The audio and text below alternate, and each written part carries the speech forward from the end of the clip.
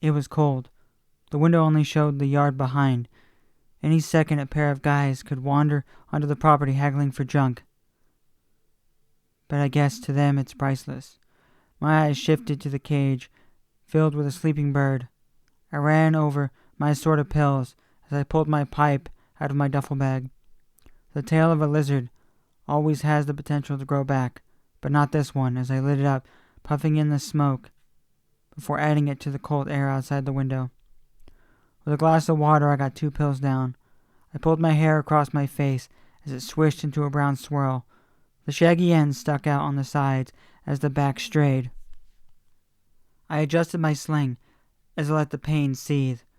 Through stiff teeth, I made my way downstairs. A coat rack was something I never really thought about until I had one. My shirt was thin. It came with a single shared pocket and hood. I pulled my dark green jacket with a brown zipper over to complete the look, disheveled. The kitchen was cleaner than yesterday, and all I had to do was make it look better than today. But first, eggs. With a hot pan, I began to scramble. I was never good at omelets. I always just made a mess on a plate, but somehow it comes out tasty. And it did, as I organized what seasonings were left in the cupboards. Or was it cabinets?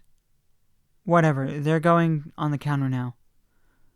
James! I turned as Emily turned into the kitchen. Her flowy black hair dragged across the counter as she rested on her elbows. Can we have ours to go, please? I know it's a little late warning. I already had a Tupperware with rice and eggs just for them. James, you gotta stop by the shop sometime. We'll give you a good discount. Get some stuff for that room of yours. Simon seemed to be in a good mood as always. I actually didn't even know what kind of shop they had, and before I could ask, they just left. Now it was time to eat. I just ate on the counter as I looked at the single plate of food I had for Amaya. Before I could finish eating, I picked it up, taking it to her door. I just left it there on the floor as I knocked. I didn't plan to stick around. I just went back to my food, and in no time at all, I heard the door open and close. Food was done. I just washed my plate before heading back upstairs. Rocky was still asleep on his little perch. I took 2 seconds to myself before heading back downstairs. I grabbed the keys off the fridge and locked the door behind me, making sure the window was locked as I reached over the railing. I took another moment for myself as I quickly walked down the stairs. That moment was quickly taken away, however, as the door opened. Ah, you must be James. Miguel, my wife Jesime and my son Jose live on the bottom unit. Miguel was bigger than me. His smile was brighter too. His Carhartt was well worn, and his pants were losing a couple inches at the bottom. I barely got a say to my next movement as he pulled me into a firm handshake. Before I could really introduce myself, a car horn pulled my attention. I was keeping her waiting. Thanks for being so friendly. If you need any help around your house, don't hesitate to ask. I shot him what words I could as I left him behind me. Miguel just smiled as he watched me get in the car. You think I have time to wait around on you, kid? Laura seemed to be in a mood. The kid comment was a bit much. We were only 5 years apart. I didn't have the energy to be mad at someone, let alone the person giving me a place to live. She pulled a cigarette from her pack. She accidentally elbowed my arm. My seething caught her attention real quick. Shit, sorry. James, you good? I just rested on my window as I relaxed my body. I'm fine, don't worry. There was a pause in conversation as she hit the lights. I couldn't think of what we should talk about. Without warning, she opened the glove box and threw a notepad at me. Here's the list. Maya's a bit of a picky eater. Are you going to be good to drive soon? 'Cause I can't haul you around with all my time. I know she sounded fed up with me on the outside, but to me it sounded like hidden worry. I looked over the list. There weren't a lot of veggies on it. If you can hide the good-for-you stuff in her meals, she will eat it. I pulled myself up, flipping the little notepad between my fingers. I made her eggs today. I think she ate it. I wasn't sure if it was an accomplishment or not. Laura didn't comment on my statement as we pulled into the grocery store parking lot. Once we were parked, I just sat there.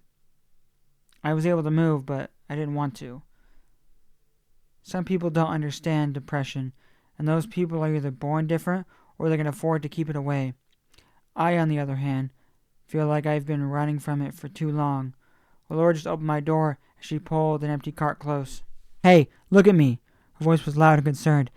If she was going to talk like this in the store, then maybe I'd be better off on the street. Laura just grabbed my face by my chin. I just let her do her thing. "How about I buy you a treat? Would that cheer you up?" I wasn't sure if there was anything that would ever cheer me up again. But Twin Pops seemed to help. She even let me have one in the car. The 2 back seats of her truck were filled with bags of food, and it was my job to carry them upstairs. Not that she let me, as she just handed me the bread. Once the kitchen counters were full, she left me. I had options. Organization seemed to be the best, even if I couldn't reach up too high. Probably would have been a good idea to come up with more recipes to cook with all this. Suddenly an idea hit me. I took a picture of everything on the counter before I sent the data out to be reviewed. My phone quickly gave a list of things to cook with some helpful tips. I was a little surprised at how far technology had come, but still a little scared of where it was leading. And then another surprise caught me off guard. I heard her. It was a scream. I bolted around into the hallway. Both of them seemed to be eyeing each other. Rocky was on the ground, picking underneath his wings. I saw her. Amaya was cowering behind the door of the bathroom. "Ah!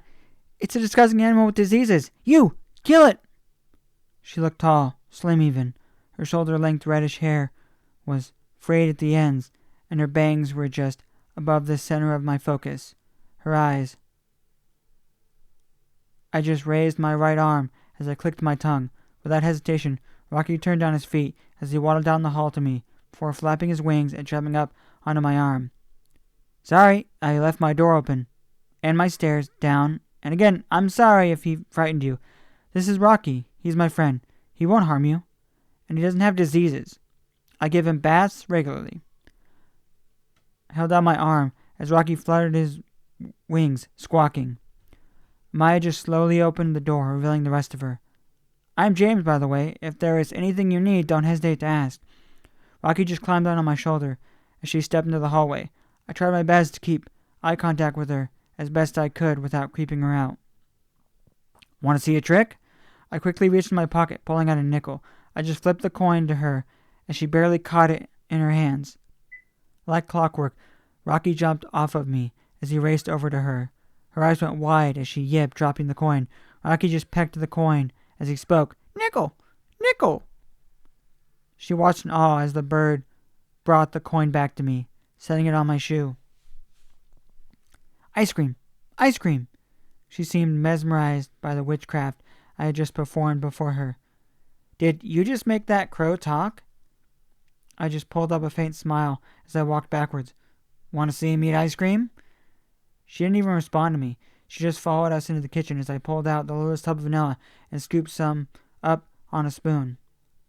Amaya stood at the edge of the hallway as she watched the little bird lick the ice cream off the spoon. "He's my best friend, you know? I don't know what I would do without him." I don't think she was listening. Her hands were just curled up together, watching the feasting going on till her eyes averted. A jar of nacho cheese caught her attention. Maya just walked into the kitchen as she took it, along with a bag of chips and a spoon. And like that, her wide, scared eyes were back in her room, and I was alone again. Well, not entirely alone, as Rocky took it upon himself to explore his new surroundings once his meal was done.